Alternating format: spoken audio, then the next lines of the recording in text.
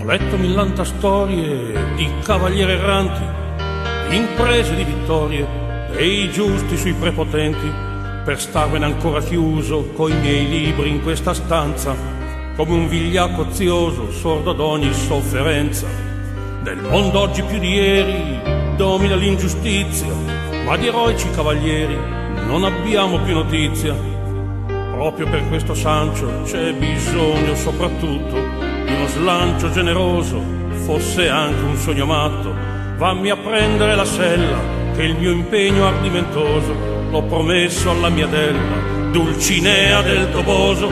E a te Sancho io prometto che guadagnerai un castello, ma un rifiuto non l'accetto, forza assellami il cavallo. Tu sarai il mio scudiero, la mia ombra confortante, e con questo cuore puro, col mio scudo ronzinante, colpirò con la mia lancia l'ingiustizia giorno e notte, come vero nella mancia che mi chiamo Don Chisciotte.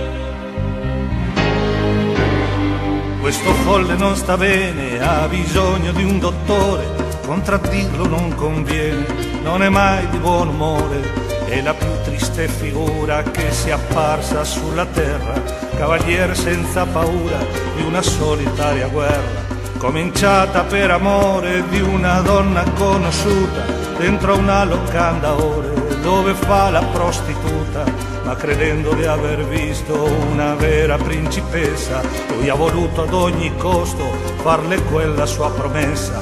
E così da giorni abbiamo solo calci nel sedere, non sappiamo dove siamo, senza pane, senza bere. E questo pazzo scatenato, che è il più ingenuo dei bambini, proprio ieri si è stroncato fra le pale dei mulini. È un testardo, un idealista, troppi sogni nel cervello.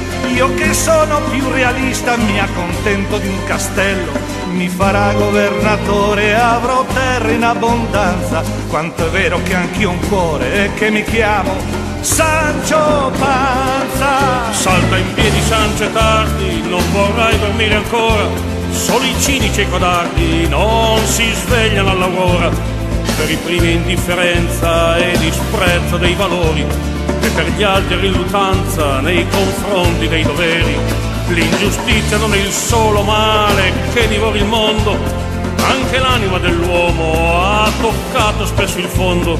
Ma dobbiamo fare presto, perché più che il tempo passa, il nemico si fa d'ombra e si ingarbuglia la matassa.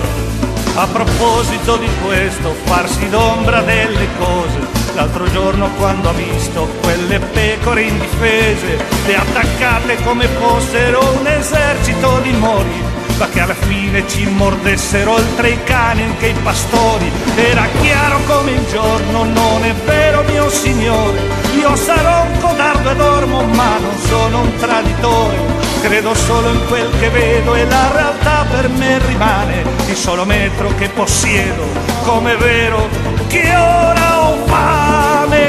Sancho, ascoltami ti prego, sono stato anche un realista, ormai oggi me ne frego, e anche se una buona vista l'apparenza delle cose, come vedi, non mi inganna. Preferisco le sorprese di quest'anima tiranna, che trasforma coi suoi trucchi la realtà che hai lì davanti, ma ti apre nuovi occhi e ti accende i sentimenti. Prima d'oggi mi annoiavo e volevo anche morire, ora sono un uomo nuovo che non teme di soffrire. Mio signore, io purtroppo sono un povero ignorante e del suo discorso astratto ci ho capito poco o niente, ma anche ammesso che il coraggio mi cancelli la pigrizia, riusciremo noi da soli a riportare la giustizia in un mondo dove il male e di casa ha vinto sempre, dove regna il capitale oggi più spietatamente. Riuscirà con questo brocco e questo inutile scudiero al potere dare scacco e salvare il mondo intero. Mi vuoi dire, caro Sancho, che dovrei tirarmi indietro, perché il male ed il potere hanno un aspetto così tetro? Dovrei anche rinunciare ad un po' di dignità, farmi umile e accettare che sia questa la realtà. Il potere e l'immondizia della storia siamo soltanto due romantici rottami, sputeremo con in faccia l'ingiustizia giorno e notte. Siamo i grandi della mancia, Sancho Panza e